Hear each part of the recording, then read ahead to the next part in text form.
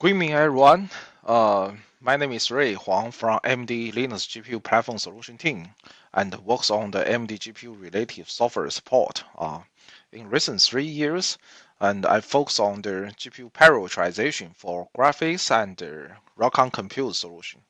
I'm very happy to present XDC again and continue talking about the update of virtual GPU on Zen in this year. In last 2 years, we enabled the virtual native context instead of VirtIO and Venus on Zen and started to prototype for the AMD Rakan support on Zen as well. However, the basic OpenGL and VulCLan functions cannot meet the automotive requirements so far. So in this time, we will continue quickly went through the advanced functions to support the automotive area. And these are our team members. We are from the Shanghai, Beijing in China and work closely to deliver this solution. And the names with the highlight are Trigger, Julia, Ke, Wei, Yulin, and Jimin. They are working on the open source graphics, Mesa, Virtual Render, QEMU, and the Compositor stuff. As we know, we introduced the basic graphics and compute functions based on virtual GPU on Zen. And however, it is not enough for the automotive requirement. According to some practice, we continue working on the we continue working on some advanced features like the in the modern cars. The first is the GPU recovery. As we know, the automotive it has very high the safety requirement even in graphics part. And once we encounter GPU hardware harm, it's not good to reboot the whole system. That will take a lot of time to reboot everything. So the best method is to do the GPU recovery. So that can restore the graphic function independently instead of rebooting the whole system. The second, the developer would like to have a way to do the performance tuning. So we introduce the performance counters to support the AMD GPU in Perfecto PPS Producer. And before we go to the GPU reset, the mode 1 is for DGPU and the mode 2 is for APU. And we have a per queue reset can expect it to support to recover most of the issues, but still have a few issues. Probably we need to fall back to the mode 1 and mode 2 reset. And in mode 1 and mode 2 reset, all the software contexts will be killed in green once the current job is timeout. So you can see the context is it's not robust or not not reliable.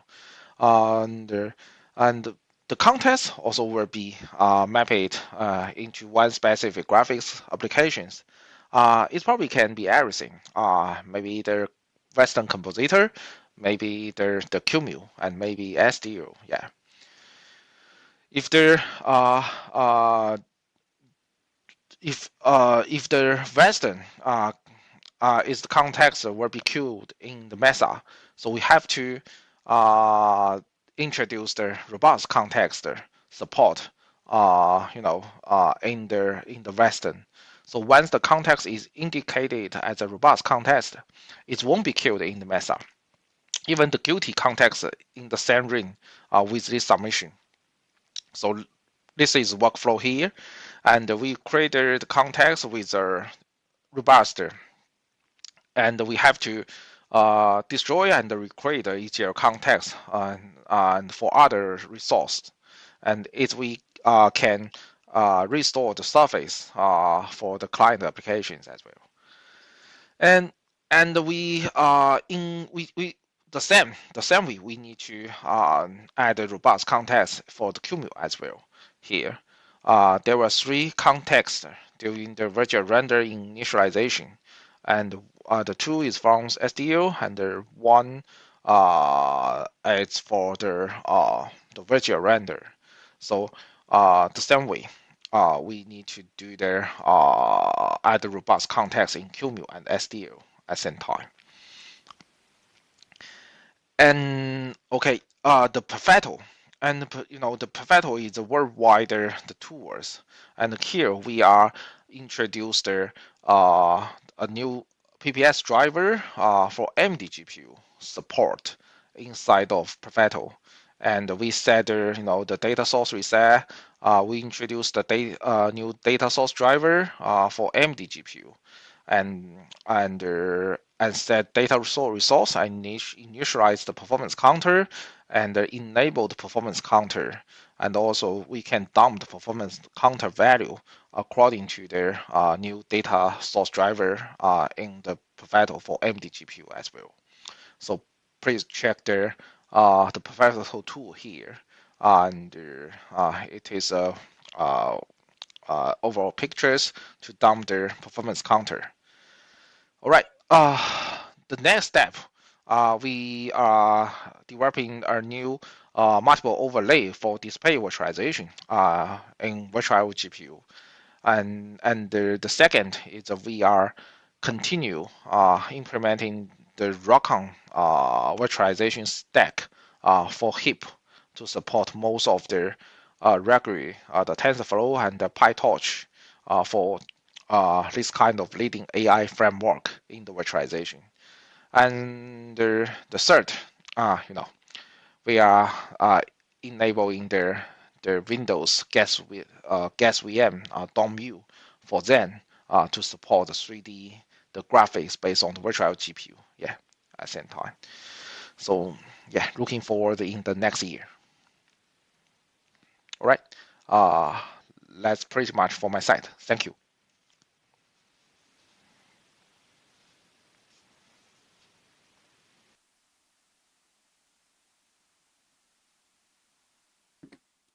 Hi, today we're going to talk about putting the CL in VulCLan.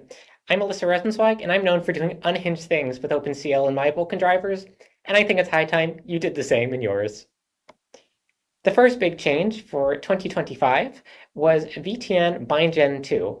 In the past, you were able to write library functions in OpenCL and then call them with these auto-generated wrapper functions, but the wrapper functions didn't actually contain the code you wrote. It would just generate an external function call, and you still had to manage compiling the library into OpenCL and linking it in and managing the lifetime of that NER shader. So there's just a lot of boilerplate to make that work. But now the routines are self-contained, eliminating the linking step and letting you get started writing CL in for your lowering passes with just a few lines of Mesa, and that's it. For a heavier duty tool, there is NER precompiled. Instead of writing just a little library function, this lets you write an entire OpenCL kernel that takes whatever kernel arguments you want, and then just call it from your driver, passing your arguments directly, and that's it. The data layouts are determined automatically via reflection on the OpenCL kernel. The dispatching is being done with macros that are automatically generated. Again, the boilerplate is virtually eliminated. And this goes great with libcl, which is our standard library added, which lets you use, in addition to the usual OpenCLC standard library, fun features like printf, assert, abort, whatever you can find in Mesa's source util, because, hey, it's all C code, you can just pound include it, and more. So this makes it really easy to write code on the device and also easy to share code between the host and the device. So these go great together when you have a very complex Vulkan feature that requires you to have the same complex algorithm both on the host and on the device, which is not so unusual these days now that we have device-generated commands.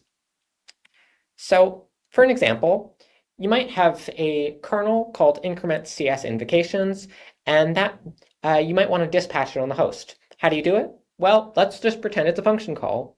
So we'll have to call it, passing in the control stream that we're dispatching to, as well as give the number of threads we want to dispatch, in this case 1.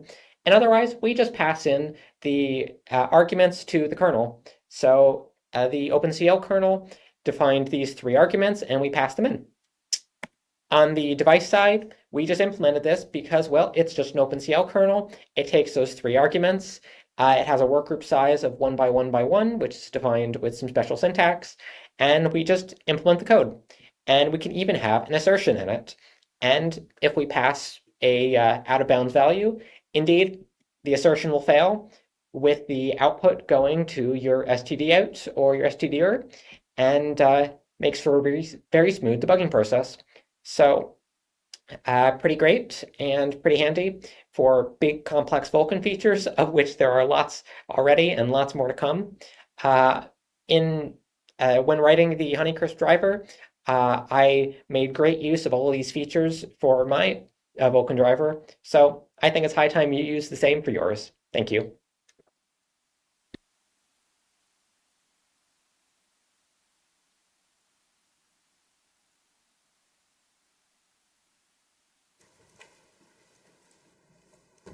Hi. Today I want to talk about what I've been done in Rusticl over the past year. For who doesn't know what Rusticl is, it's the OpenCL implement. Like this year, it's the only OpenCL implementation we have inside Mesa, and yeah, I've been focusing on a more rare feature, not less important than the core bits, but SVM, which is shared virtual memory, is a fun feature because it's like you can use the same pointer to the same address on the host and on the GPU. I've added support for sRGB images, some packed formats, Ruby 1.6, and one of the contributors, Sean, also worked on asynchronous and parallel program compilation, which helps some application for pretty fast startups. SVM was pretty interesting to implement because I didn't at the start know how would I implement it in Mesa because it's kind of weird. But I did a lot of prototyping, and the solution I came up with, which landed in Mesa, is that a front end can reserve virtual memory from a driver, and then it has the freedom to assign virtual addresses to pipe resources. And because the front end has all the information available and knows where to allocate virtual memory for, this also works across vendors and across devices. So you can have 2 AMD GPUs and 2 NVIDIA GPUs both doing shared virtual memory, and it just works. So I also implemented a couple of extensions. I want to point out semaphores and external semaphores, which will be required for API interoperability with other APIs like VulCLan. And yeah. There's also like the buffer device address extension that's kinda an SVM light, because we can't do SVM on Zinc because VulCLan doesn't have the required extension for it. Buffer device address basically said that one memory allocation has a fixed address for its lifetime, so that's super useful. On the driver side, Arduino saw more activity to fill the feature gaps and get up to speed. I started to enable allow to have certain driver enabled by default. On Asahi Linux, it's enabled by default, and apparently it works pretty great. Arduino and Radeon SI can also be enabled at compile time if distribution wants to do that. And I'm also planning to add Zinc to the list, but the device and driver selection is a little bit of a mess. Especially if I have the native driver and the Zinc driver, I kind of have to do priority stuff. So that's kind of on my to-do list. Work in progress, what's mostly done is subgroup support. We also like more subgroup extensions, external memory, the Intel subgroup extension, and what's also a big item is using the LLVM spur retarget, because currently we use this external translator, which is kind of a pain to package.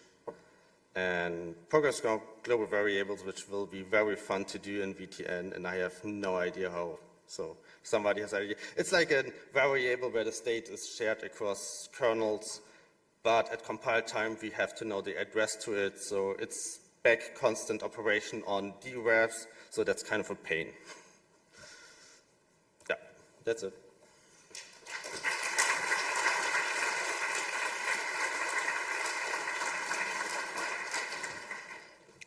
Hi, I'm the same guy from 1 hour ago, no changes here.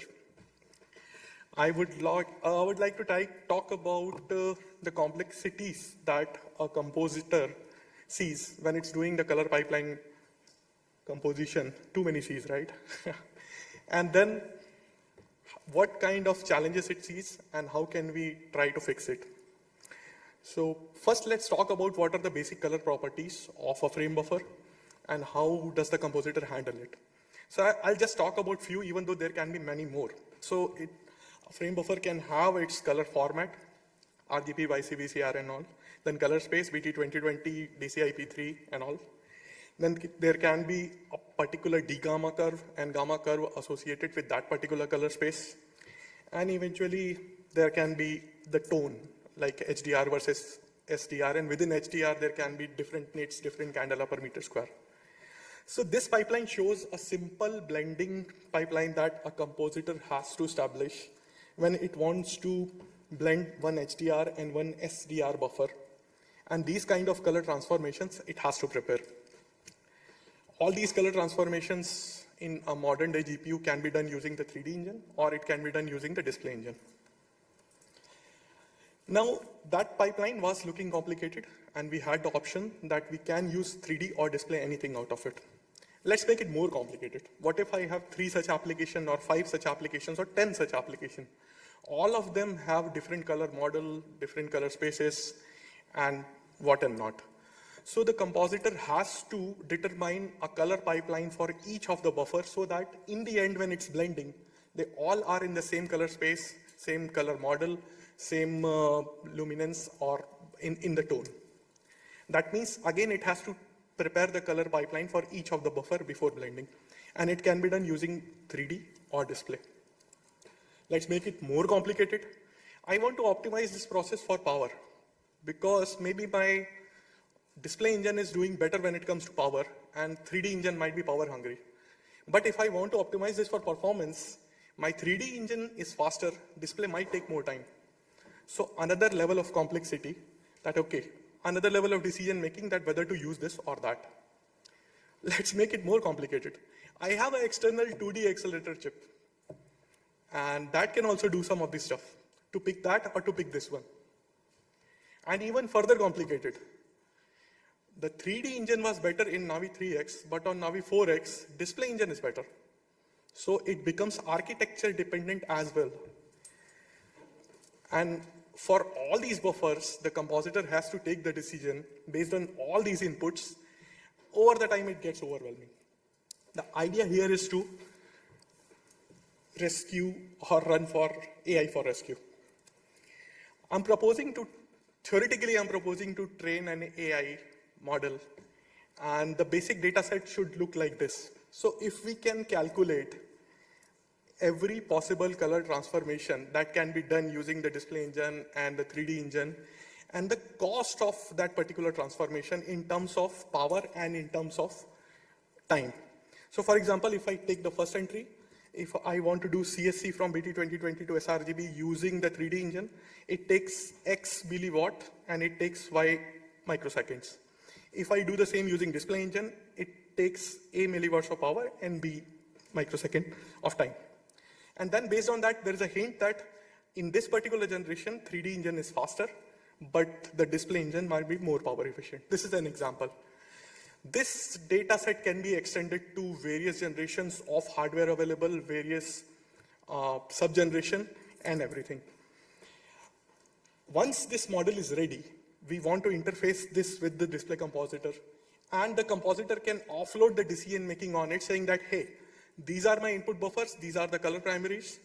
You tell me what to do for the composition if I want to save power. And it can come back saying that you should use first 2 transformation, use 3D engine.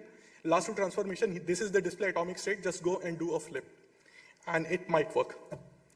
That's pretty much what I wanted to talk about. Thank you.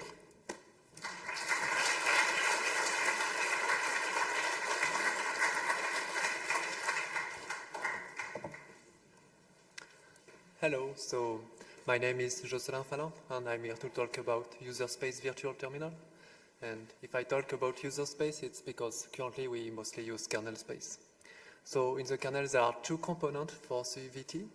One is the VT itself. It's the DevTTYX interface. And the other one is FBCon. It's a kernel terminal emulator, but it's also used to display the early boot logs, and it's also used to show the kernel panics before giant panics was there. But there are some issues with VT and FBCon. The first one is that FBCon relies on FBdev interface, which is a bit deprecated, and so all DRM drivers have to emulate it to use FBCon. Also, the scrolling support was removed 2 years ago due to a CVE. It has also limited Unicode support, limited keyboard layout and input, and it doesn't support multisits. So there are already existing solutions for that. So the first one is KMSCon. So this project started like 10 years ago. It is lightweight and has a lot of plugins. It supports VT and non-VT sessions, and it supports also multisits. It uses XKB command for input, so it has good keyboard layout support. It doesn't have most support yet, and I think as of last week, it's now packaged in the default Fedora Hawaii repository. There is another solution, of course. It's to use a VulCLan compositor with a graphic terminal. And I have done a few system scripts to use that on Fedora and on other distributions. There are different combinations of compositors and graphic terminals that you can use. The first one is Cage and Foot. Cage is a very minimal VulCLan compositors, and Foot is a really nice terminal emulator. And this works really great. It has a very better user experience than what you can have with FBCon.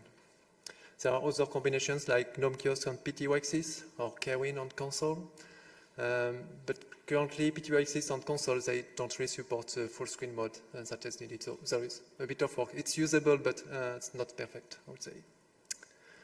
The next thing I've done is a DRM log. So it's a kernel driver to display the early boot logs before the user space start. Maybe I will see if this can work. Yeah, a small demo. So this is DRM log on a Fedora 40 booting. So contrary to FBCon, the log is not scrolling, it's just a rolling mode. This is what I wanted to show. Sorry. Okay. Oh, sorry. Oh, how do I go back to the slides? Yeah. And DRMlog uses the NBCon interface to get the console, the print key, I would say. And so it means it doesn't take the console log. And so the print key will be much faster. Also, it uses the DRM client interface. And it's a bit faster than FBCon because of the rolling mode. It can be built with FBCon, but at boot time, you need to choose between FBCon and DRMlog. So it is a root plan to enable Userspace VT in Linux distributions. So the first thing to do is to enable giant panic. It has almost no drawback. So it's already done in Fedora 42. Then we need to ensure that Userspace console are installable from default repositories.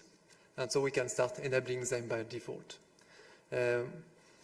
When we do that, it's still possible to revert easily to FBCon.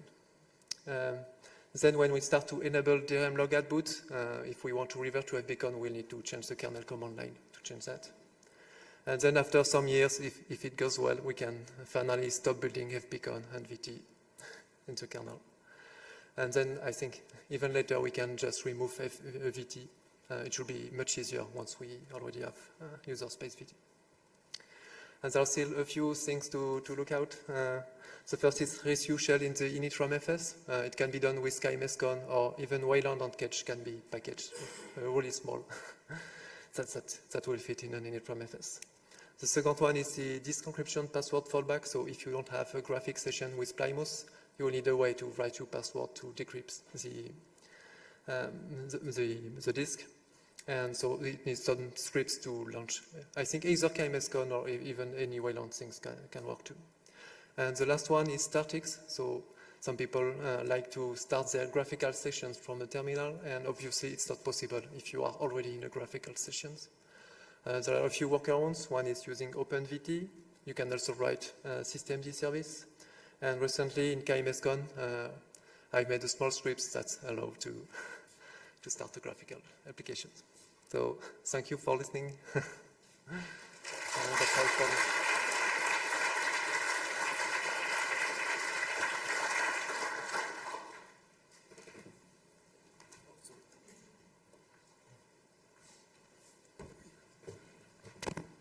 Hello. Yes, I'll be talking about services for a dock, basically about the use cases and where I'm currently in the thinking, designing process. About me, my name is Philipp. My day job is basically I'm SRE at Google Zurich. We're running Cloud AM, so basically nothing to do with VulCLan at all. It's kind of a small side hustle with maybe a few hours a week. I'm building a compositor to replace Window Maker. And we had heard earlier, kind of in the way back talk, that Window Maker is one of the things that keeps X11 still around. So kind of I'm in the cloning department there. Now, one of the features of Window Maker, basically it has these application docks. Basically these are spaces basically where applications, Window Maker holds like the icons and mini applications you can show there to launch programs, kind of to show status and so on and so on. Now, what I want to be building or doing is something where basically on the right hand I would have a dock, and then the dock would show applications, and to show the applications would basically load the icon image maybe from the XDC repository, or basically from a client. There is the XDC top-level icon protocol that can supply a buffer, or we could use a custom protocol where a client could also probably send a surface over that we can show animated actions as well. And the dock then should basically obtain that content, may then arrange it suitably kind of to show multiple apps at once. It may enrich it basically to have like overlays showing some further information on top of it, and then also be in a position where it can relay back pointer actions to client. There is kind of status of kind of a Haggery at top. Yes, we have that running. You see kind of two docks actually. Top right is kind of there's the running, there's an overlay on top of something, and on the bottom right is kind of animated things that would show, kind of this eyes kind of as the feature here.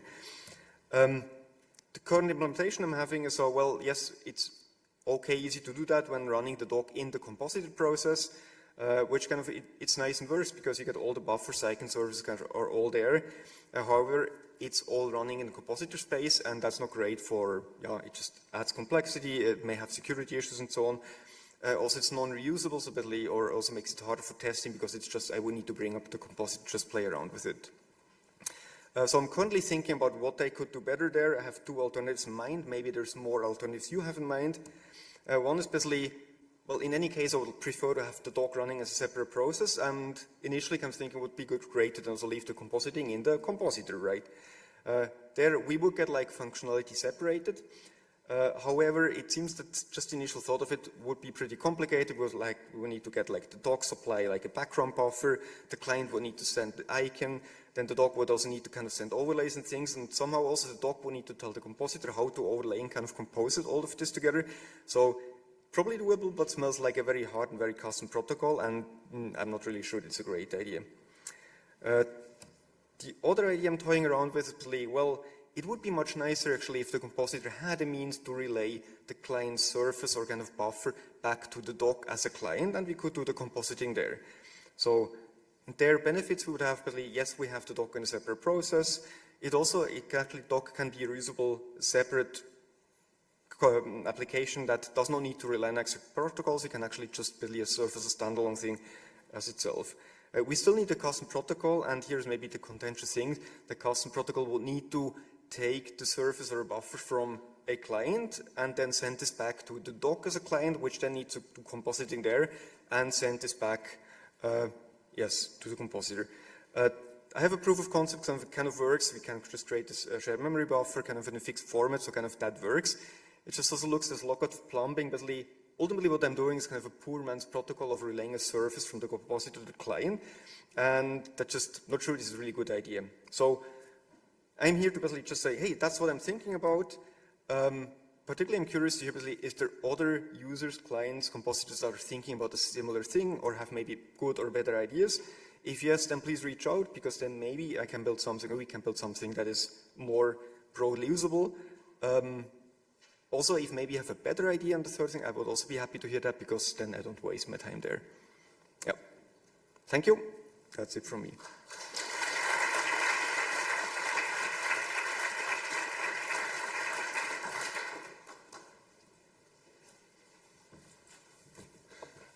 Hi, I'm Frank Binns from Imagination Technologies. I'm joined by Erik and Ella from Calabria and Gallia, who've been helping us out recently with the PowerVR driver. We've been relatively quiet, but hopefully no longer. We've had some fairly significant progress in the last few weeks, so we'd like to share that with you. So in terms of hardware support, so we've been working primarily to support Series A and B Series GPUs, starting with AXE and BXS. We did originally start development on Series 6 XT. We've not actively been developing that, but there is some support still there. So we've managed to reach VulCLan 1.0 upstream a couple of weeks ago. So there's now a fully upstreamed stack that people can download and play around with. There are a couple of small caveats, but hopefully not much longer. So we are passing the VulCLan 1.0 CTS. You still do have to set the I want a broken VulCLan driver environment variable, but that will be going away in the next couple of weeks before the 25.3 release of Mesa. And then as of yesterday, we landed all our support for VulCLan 1.2. It's not quite passing all of CTS just yet, but we are very, very close to that now. So we should be there fairly soon. In terms of what's next, we'll be working on quite a few things. So Mesa CI should hopefully be coming very, very soon. One thing that I did miss off the slides is that we'll also be working to support Zinc, so we'll be using that for primarily focusing on OpenGLES support. We've very much focused on correctness, passing conformance, but now we can start to optimize the driver. We'll be looking to add support for performance counters through things like Perfetto. And then, now we'll start expanding the support out to other GPUs, starting with BXM and DXS. And that's about it. Thank you.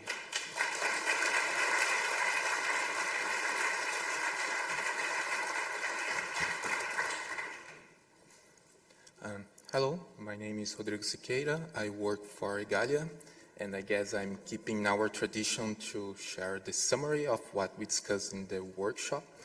We hosted a workshop yesterday, Timur and I, and we had a chance to have many of you guys in the table, like we discussed many other topics. It was a very cool experience. So, among many of the topics that we discussed, we started with a brief overview of how drivers are handling some of the GPU recovery. I'm under the impression that it's quite stable for everybody at this point. Like everybody has a solution for that in some way. AMD has it, Intel has it, Qualcomm has it, so it's quite cool. I'm trying to abstract a little bit how the overall behavior works for everybody, which is basically when we have some job that causes some hang, we call for some driver-specific manipulation. Usually this requires to stop the scheduler, handle the bad job. Every driver handle the bad job the way that they prefer. Aside from that, after you can reset the ring buffer, again, specific details from the driver. And finally, we try to resume again, and looks like it has been worked really well for many different vendors. Speaking of jobs resubmissions and things like that, Philipp brought this issue with DRM schedule resubmit jobs, which is now deprecated, and we are now echoing it for everybody that is still using it, that maybe it's time to review it, and we have drivers that can be used as a reference, for example, AMD or Intel drivers. So if your driver is using it, take some time to review it and maybe replace it.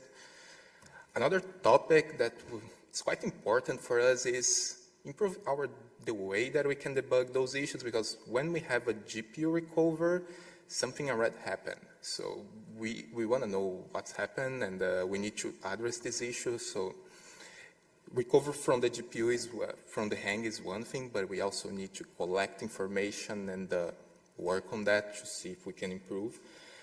We learn a lot from different vendors here.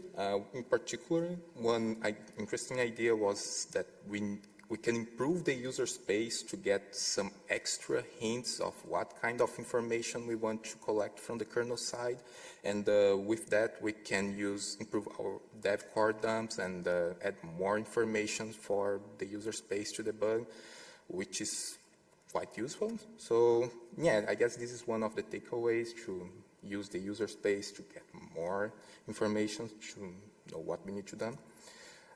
Finally, we discussed a little bit of how we can try to avoid some of those hang regressions. One of the main ideas was sometimes we need to insert bad instructions to the ring and see it break. We can do it at the IGT level. There is some tests for it already, so it's a good way to test if the recovery is working fine.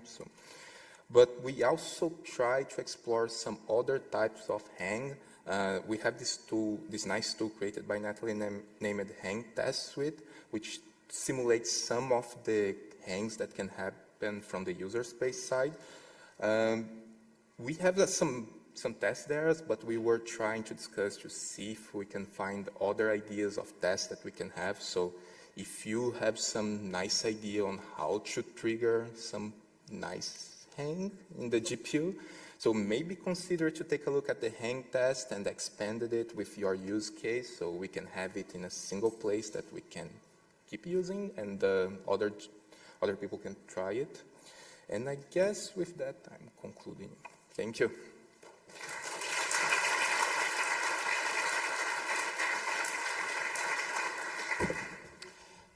Okay, hello again. So we had a small, let's say, hacking session, or more like a discussion session with a small company. So first of all, the response was yes. We need the framework to unify bits and pieces of different DisplayPort drivers. I propose that the first implementation targets just DP148, so no MST, no ultra bit ranges, etc. That's my first goal. Sima suggested using HDMI connector as a role model, and I think, yeah, that's a very good idea. We need to support link training and link retraining, and we have spent some time discussing link status bad, and how it causes retrain in the Intel drivers, lowering the max link rate, telling everything to user space, and going back and forth. So that's a good idea to also handle engineering code, and to use it as the design validation. That's a quote for the framework, because if we get that part working and correctly working, then that means that the rest of the framework knows what's going in with the DPRX, what's going in with the link, that link training is correctly implemented, it does not need any extra intervention from the driver, that the state is correctly handled, etc., etc., etc. So that's a very good proposal.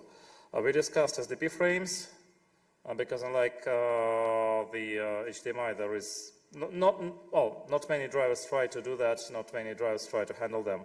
Their suggestion is to send them by default for as much as possible and ping all the drivers to implement the necessary hooks. The problematic point is EDP PSR. I still have to figure it out what's broken with the MSM driver, and then we'll push that to the framework, hopefully. The agreement was not to send the SDP frame with the PSR commands unless or until there is a driver which actually requires that. And finally, we discussed compliance testing with the actual device vendors. The agreement was that it should be pushed into the helpers and mostly to the user space. Ideally, we should have a single user space component and user space interface for handling the compliance testing of DisplayPort. The kernel on its own is not expected to be fully compliant to the standard in the terms of shutting down the link on the connecting and in some other bits and pieces. And one other takeaway point, which is not directly related to the proposed framework, but to general bits and pieces.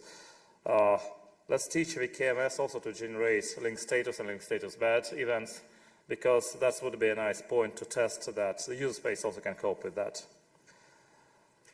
And with that, that's it.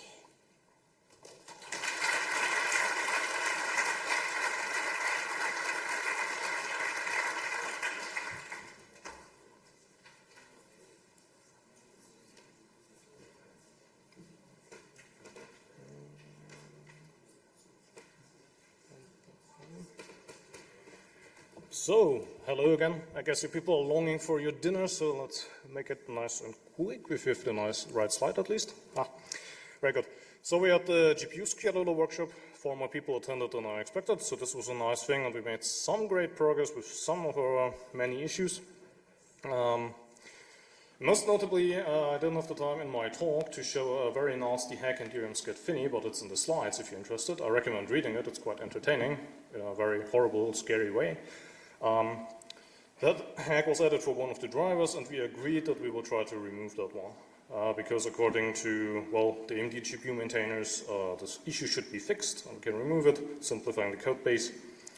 So I'm looking forward to that. Then Philipp, that's me, kindly repeated his kind pleading to the community to please stop accessing API internals, because that makes it super hard to maintain things, even if you keep the API contract valid and unchanged. Well then, as just mentioned in the recovery summary, we talked about DRM Scat resubmit jobs. And our agreement is, well, first of all, we will document what AMD GPU and XE are doing on GPU recovery, because that seems to work well. And both drivers seem to have worked it out on their own independently from each other, which is usually a sign for it being a good solution. Other users, our conclusion is, are hopefully mostly relying on the DRM job queue and won't have a need for resubmissions anyways. And Matthew Bros from Intel volunteered to provide us with an iterator that is needed for the mentioned solution by XE and AMD GPU to get the unsignaled, well, the currently pending DMA fences from the scheduler in a valid, well-documented API contract way. Then we reminded the community also that the scheduler now has a so-called console job callback, which solves certain lifetime issues, which have also been solved previously by each driver independently from each other, with different mechanisms to ensure that the schedule always lives longer than the jobs that are currently in flight. The console jobs callback solves that, so everyone has their own solution, might want to look into that. Furthermore, we have quite a horrible, also very terrifying fix-me regarding the scheduler's run queues, where SEMA a long time ago figured out that run queues aren't actually being locked when they are read, just when they are written to. And that is probably the most negative part of the discussion, because even our scheduler historians couldn't really figure out why that was done, presumably because of performance reasons a long, long time ago. That obviously has also not been documented. And so the summary is, well, we were crying a lot and no one really knows what's going on, if that can be logged, if it should be logged. And the consensus is actually, well, it doesn't explode on a ton of drivers, so it seems to be fine. Probably. Yeah. So to conclude with some good news, there is currently 2 big RFC series. The one that has progressed the most is adding completely fair scheduling to the GPU scheduler, and by doing so also removing old scheduling policies, FIFO and round robin. The entire workshop didn't have any major objections to the RFC series, so we agreed that TWRCO got green light to transition that series to a version 1.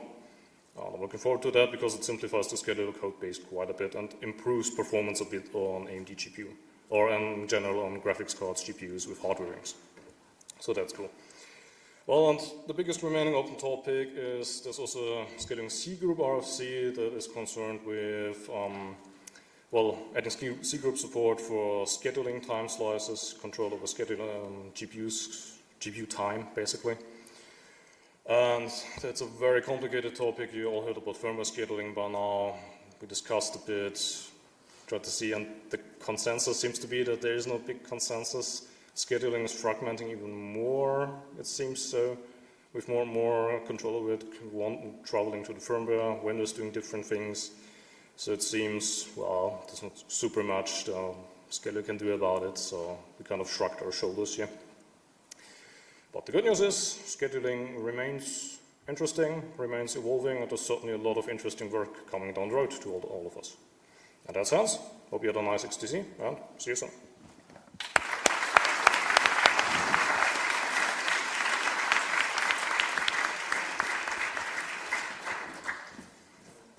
All right.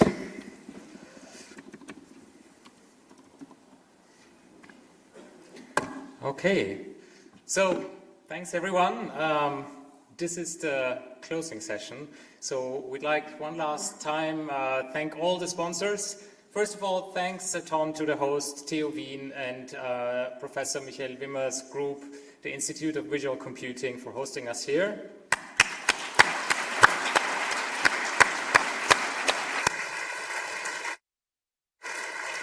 Then we would like to thank our gold sponsors, AMD, ARM, Collabora, Microsoft, NVIDIA, Snap.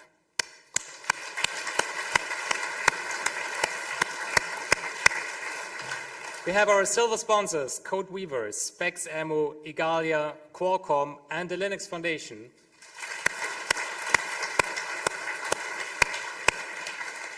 Bronze sponsors, the Kronos Group and libcomputer. Thank you all. I also want to thank all the speakers for preparing the talks and making this such a great conference, and everyone who held the workshop. And of course, all the attendees, thank you all for coming here, and looking forward to see you all again next year in Toronto. Goodbye.